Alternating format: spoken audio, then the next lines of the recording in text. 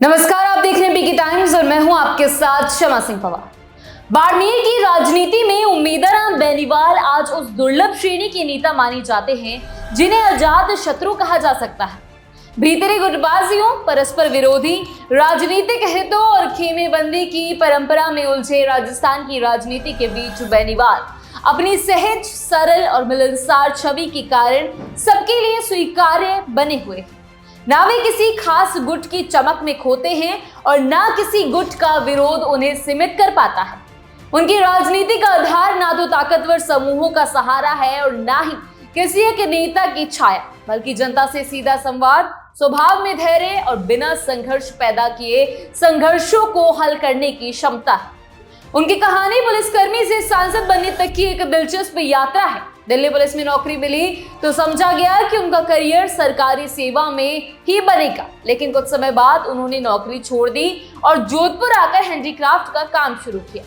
ग्रामीण परिवेश, लोगों की रोजमर्रा की जरूरतें और राजनीति का जमीन से जुड़ा स्वरूप उन्हें इतना प्रभावित करता गया कि उन्होंने सार्वजनिक जीवन में प्रवेश कर लिया।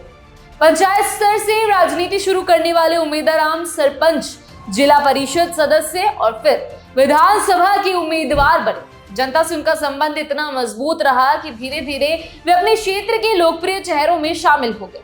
राजनीति में उनका सबसे उल्लेखनीय गुण गुटनिरपेक्षता है। वे पहले राष्ट्रीय लोकतांत्रिक पार्टी में थे और फिर 2024 में उन्होंने पार्टी छोड़कर कांग्रेस का दामन थाम लिया। ये कदम जहां कई नेताओं के लिए विवाद या कटुता का कारण बन सकता था, तो वहीं बेनीवाल ने अपनी व्यवहार कुशलता से इसे सहज बना दिया। कांग्रेस में आते ही वे किसी एक धड़े से जुड़ने के बजाय राहुल गांधी, प्रियंका गांधी, मल्लिकार्जुन खड़गे, केसी वेणुगोपाल, अशोक गहलोत, सचिन पायलट, डोटासरा, हेमाराम चौधरी और हरीश चौधरी सभी के समान रूप से समीप दिखे।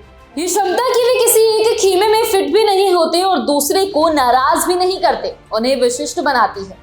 उनकी यही छवि तब और मजबूत हुई जब हाल ही में जय नारायण व्यास विश्वविद्यालय जोधपुर के पूर्व छात्र संघ अध्यक्ष अरविंद सिंह भाटी की शादी में वायरल हुए फोटो वीडियो में वे अपने चुनावी प्रतिद्वंदी और शिव विधायक रविंद्र सिंह भाटी और भाजपा नेता सतीश पूनिया के साथ मुस्कुराते नजर आए।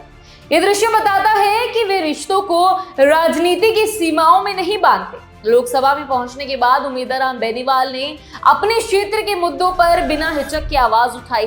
जल संकट, जल जीवन मिशन की अनियमितताएं, मनरेगा भुगतानों का बड़ा बकाया, उत्तरलाई हवाई अड्डे की अधूरी और अस्पष्ट परियोजना और सरकार निजी गठजोड़ के आरोप जैसे मामलों पर उन्होंने खुलकर अपनी बात रखी। कई बार उन्होंने अपनी ही पार्टी के स्थानीय बोर्ड पर भी आरोप लगाए कि नगर परिषद में फर्जी पट्टों के माध्यम से करोड़ों का घोटाला हुआ है। जैसलमेर के कलेक्टर पर निजी कंपनियों के हित में काम करने के आरोप लगाकर उन्होंने ये साबित किया कि वे केवल सत्ता के समर्थक नहीं बल्कि जनता के समर्थक हैं। उनकी पहचान एक ऐसे नेता की भी है जो विवादों से भागते नहीं बल्कि सीधे समस्या पर चोट करते हैं। लेकिन ये भी सच है कि राजनीति में ऐसी भूमिका निभाना आसान नहीं होता। गुटों के बीच खिंचाव बढ़ता है और विकास परियोजनाओं को आगे बढ़ाने के लिए सरकार से जवाबदेही मांगना अक्सर व्यक्तिगत जोखिम भी लेके आता है। इसके बावजूद उम्मीदवार बेनीवाल ने अपनी राजनीतिक व्यवहार से दिखाया है कि वे स्थिति को बिगाड़े बिना अपनी बात कहने की दुर्लभ कला रखते हैं। उनकी शैली में झगड़ा नहीं लेकिन दृढ़ता है, आक्रामकता नहीं लेकिन सटीकता है। उम्मीदवार बेनीवाल की मूल ताकत उनका स्वभाव है, हंसमुख, सहज, सरल और भरोसा जगाने वाला। गांव ढाणी हो या सामाजिक कार्यक्रम, वे बिना किसी औपचारिकता की दीवार के लोगों से घुल मिल जाते हैं। शायद यही कारण है कि वे विरोधियों के बीच भी सम्मानित हैं और समर्थकों के बीच प्रिय। ये कहना अतिशयोक्ति नहीं है कि राजस्थान की तेजी से ध्रुवीकृत होती राजनीति में वे ऐसे नेता हैं जो अलग अलग विचारधाराओं, जातियों, राजनीतिक वर्गों को एक ही मंच पर साथ बिठा सकते हैं।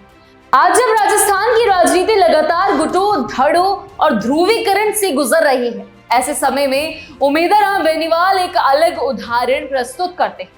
वो ये बताते हैं कि राजनीति में टिकाऊ नेतृत्व सिर्फ शक्ति संतुलन से नहीं बल्कि सहजता, संवाद, पारदर्शिता और सर्व स्वीकार्य संबंधों से तैयार होता है। आने वाले वर्षों में उनकी छवि और उनकी गुटनिरपेक्ष रणनीति किस तरह उन्हें आगे ले जाएगी, ये देखने वाली बात होगी। लेकिन ये निश्चित है कि वे फिलहाल बाड़मेर की राजनीति में एक ऐसा नेता बन चुके हैं जिनका कोई स्थायी विरोधी नहीं है। और यही उन्हें अजात शत्रु बनाता है। ऐसी ही खबरों की लगातार अपडेट्स के लिए बने रही पीके टाइम्स के साथ, क्योंकि ये है राजस्थान की असली आवाज। नमस्कार।